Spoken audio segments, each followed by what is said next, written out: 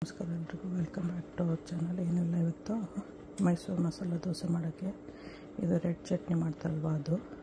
ಒಂದು ಸಣ್ಣ ಪೀಸು ಈರುಳ್ಳಿ, ಒಂದು 4-5 ಕಾಶ್ಮೀರಿ ಚಿಲ್ಲಿ ಹಾಕಿದ್ದೀನಿ, ಒಂದು ಸ್ಮಾಲ್ ಪೀಸು ಹುಣಸೆಹಣ್ಣು, ಒಂದು ಸ್ಮಾಲ್ ಪೀಸು ಬೆಳ್ಳುಳ್ಳಿ ಹಾಕಿದ್ದೀನಿ. ಆಮೇಲೆ ಉಪ್ಪು, ಒಂಚೂರು ತೆಂಗಿನಕಾಯಿ ಹಾಕಿ ಗ್ರೈಂಡ್ ಮಾಡೋದು.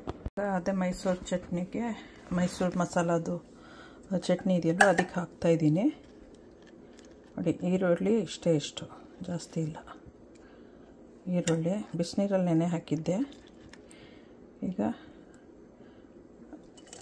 ಕಾಶ್ಮೀರಿ ಚಿಲ್ಲಿ,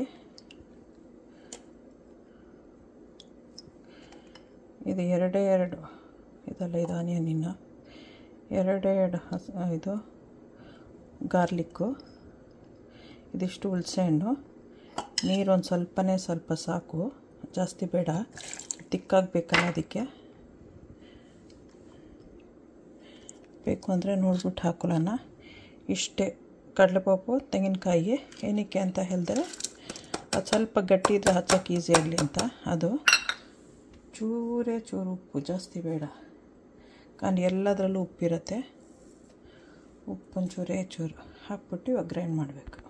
ಚಟ್ನಿ ರೆಡಿಯಾಗಿದೆ. ಈಗ ಇದನ್ನು ಒಂದು ಕಪ್ಪಿಗೆ ಹಾಕಿ ಇಟ್ಕೊತೀನಿ, ದೋಸೆ ಮಾಡೋತ್ತಿಗೆ ಹಾಕೋಕ್ಕೆ. ರೆಡಿಯಾಗಿದೆ ನೋಡಿ ಇವಾಗ ಚಟ್ನಿ. ಅದನ್ನು ದೋಸೆ ಮಾಡೋ ಹೊತ್ತಿಗೆ ಮೇಲ್ಗಡೆ ಹಚ್ಚಬೇಕು. ತೋರಿಸ್ತೀನಿ ಅದನ್ನು ದೋಸೆ ಮಾಡೋ ಹೊತ್ತಿಗೆ. ಶೇರ್ ಮಾಡಿ, ಲೈಕ್ ಮಾಡಿ, ಬೆಲ್ ಐಕಾನ್ ಒತ್ತಿ. ಓಕೆ, ಬಾಯ್. ನೀವು ಮಾಡ್ಕೊತೀನಿ, ತೋರಿಸ್ತೀನಿ.